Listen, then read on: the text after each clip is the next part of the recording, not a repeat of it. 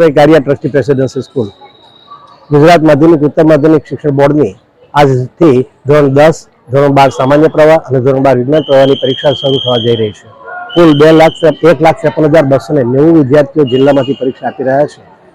Board દ્વારા અને જિલ્લા શિક્ષણ અધિકારી દ્વારા સુંદર વ્યવસ્થા કરવામાં આવેલી છે. આ તબક્કે વિદ્યાર્થીઓના પ્રેસિડેન્સી સ્કૂલની અંદર ધોરણ 10ના 20 બ્લોક ફાળવવામાં આવેલા છે. કુલ 600 વિદ્યાર્થીઓ આજે પરીક્ષા અહીંયાથી આપી રહ્યા છે.